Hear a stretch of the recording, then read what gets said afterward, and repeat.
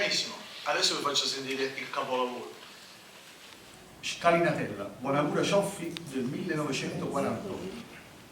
Ragazzi, questa è una canzone molto difficile, sia per il testo, sia per il tempo, che dà, ascoltate bene, che da un iniziale 6 ottavi, poi passa a un sincopato 2 quarti.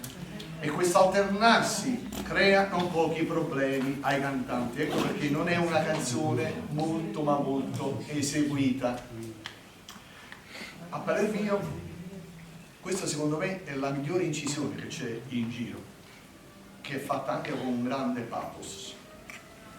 Io vi consiglio di ascoltarla più volte, in particolare a casa tranquillamente, su una bella poltrona, con un bello stereo che vada a sentire, perché ovviamente qua si disperde un po'.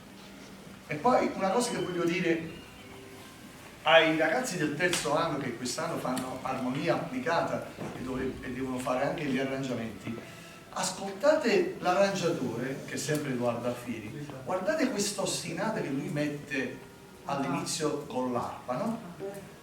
Lui che fa? Intelligentemente lo mette all'inizio e poi lo mette pure alla fine. Cioè, ecco quel fatto, pure che vi ho fatto vedere quel rigonfiamento 4 volte che fa prima di far entrare la voce. Lui, quando trova la cosa, poi ecco, insiste per caratterizzare il pezzo con una particolarità. Allora, fate caso, per cortesia, all'ostinato iniziale dell'arpa che poi si ripete anche nel finale. Fateci caso. E poi sentite la differenza del 6 ottavi al 2 quarti sincopato, che è molto molto difficile.